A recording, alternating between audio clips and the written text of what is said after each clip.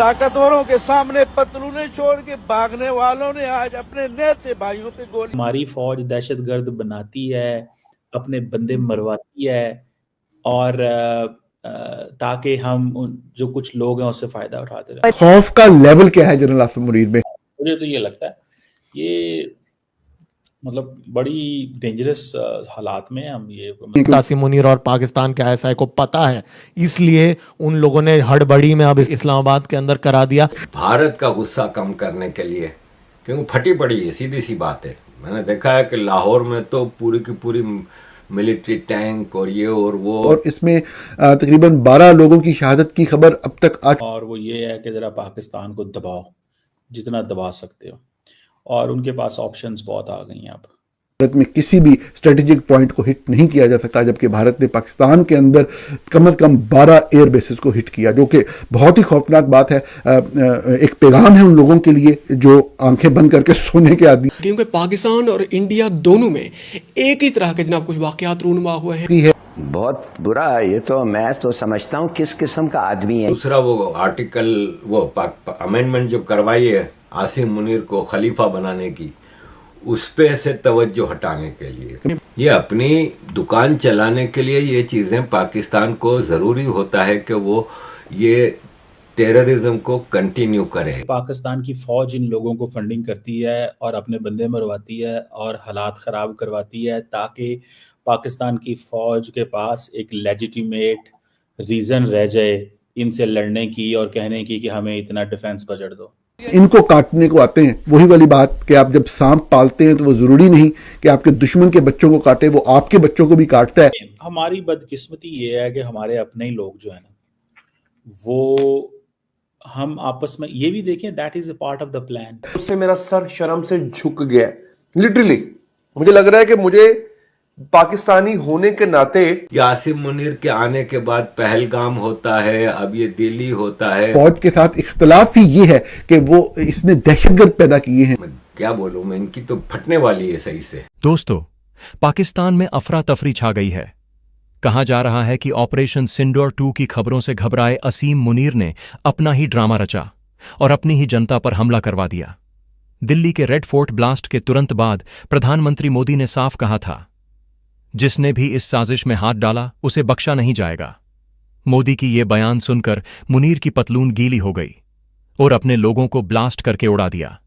पाकिस्तान के कुछ पत्रकार और चैनल बोल रहे हैं यह सब ध्यान भटकाने की चाल है। कह रहे हैं कि अपने ऊपर शक हटाने के लिए मुनीर ने आतंकी घटनाएं करवाईं। ये आरोप पाक मीडिया ने खुद उठाए हैं। भारत अब एक्शन मोड में है। हमारी एजेंसियां NIA, SIT, फोरेंसिक हर सुराग की तह तक जा रही हैं। Call record, CCTV, RDX lab test सब खंगाला जा रहा है। अगर जांच में किसी भी तरह का पाकिस्तान कनेक्शन पाया गया तो इसका असर बड़ा और निर्णायक होगा।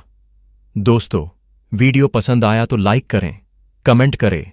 जय हिंद, और चैनल को सब्सक्राइब करना मत भूलिए। इट इज प्रीटी क्लियर कि वो जो ब्लास्ट हुआ है वो अंदर से हुआ है। It is not happen from the outside. नहीं तो पाकिस्तानी काफी क्लेम कर रहे थे कि भैया उस गाड़ी के आसपास कुछ चीजें हुई और तब जाके ऐसा कुछ हुआ, समथिंग लाइक दैट। इस्लामाबाद में हाईकोर्ट के सामने एक पुलिस की गाड़ी आई और उसके अंदर बुड़ुंग करके धमाका हुआ, एंड द एंटायर गाड़ी just basically went up in flames. Now interestingly यहाँ पर एक चीज बड़ी क्लियर है कि ये जो धमाका हुआ है, this is happened from inside the vehicle. ठीक है, तो ये गाड़ी अंदर से इसकी फटी है और इसके काफी सारे वीडियोस अवेलेबल है।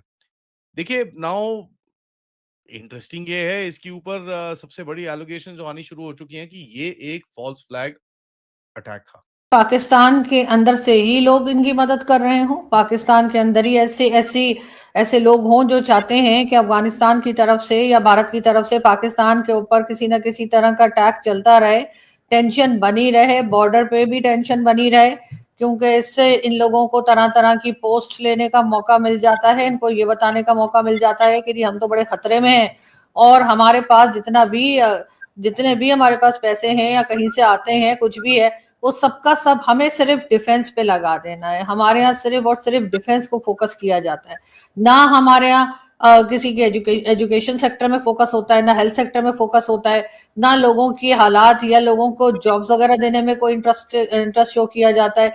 यहाँ तक कहा जाता है कि कोई बात नहीं, अगर ये लोग जहर भी खा लें या मर भी जाए तो कोई फर्क नहीं पड़ता, लेकिन हाँ डिफेंस बहुत मजबूत होना चाहिए। इस किस्म की ऐसे मिलती जुलती बातें भी की जाती हैं। तो ये तो आप ये देखिए, इससे फायदा किसका हो रहा है? क्या उनका फायदा हो रहा है टीटीपी वालों का या अफगानिस्तान का? इसमें फायदा जिसका हो रहा होता है ना सर, उसके ऊपर शक जाता है फिर। और जाहिर है फिर अगर आप इतने भी काबिल नहीं है कि आप 7,000 या 14-15,000 लोगों को आप काबू कर सकें, उनको आप रोक सकें, तो भाई फिर किस बात के आप नंबर 1 है? एंड जब ये फटी 10 से 12 लोगों की वहां पर डेथ हुई और कई लोगों ने सवाल वहां पर पूछने शुरू कर दिए कि यार ये ऐसे कैसे होता है, ये तो फॉल्स फ्लैग है। और ये हम नहीं बोल रहे, एक्चुअली हमने तो बोलना शुरू किया था, but Pakistani picked it up and they started calling it out. Now GHQ, Rawalpindi और Asim Munir will be the biggest beneficiary of an attack like this.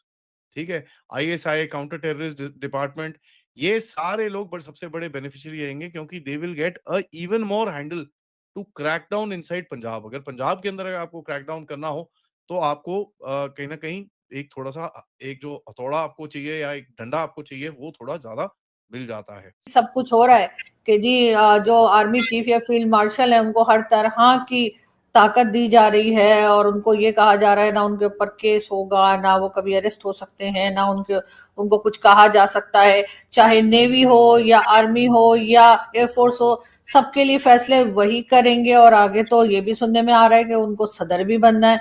तो सर क्या समझा जाए फिर? लोग गलत तो नहीं कह रहे? किसी ने, भारत ने आके तो नहीं इन तमाम लोगों को, डिक्टेटर्स को यहाँ पे बिठाया था। ये आए थे ना, इन्होंने किसी ना किसी सिविलियन गवर्नमेंट को गिराया था और ये आए थे।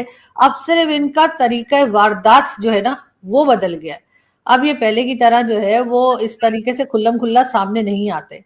अब ये ऐसे काम करते हैं कि सामने आपको सिविलियन चेहरे दिखाई देते हैं, चाहे वो इमरान खान की शक्ल हो, चाहे वो शहबाज शरीफ की हो, लेकिन असल में काम यही कर रहे होते हैं। तो जाहिर है इनको फिर हर जगह से बातें तो सुननी पड़ेंगी। अब आज के जमाने में तो नहीं रोका जा सकता, लेकिन अगर आप गलत चीज को भी इनकी डिफेंड करेंगे तो फिर जाहिर आप मुल्क का ये बुरा कर रहे हैं ना, और तो कुछ नहीं। 4-5 हजार लोग हैं जो फायदा उठाते हैं, बाकी सब तो बेचारे यहाँ पे सिर्फ कीड़े मकोड़े जैसी जिंदगी गुजारने के लिए हैं।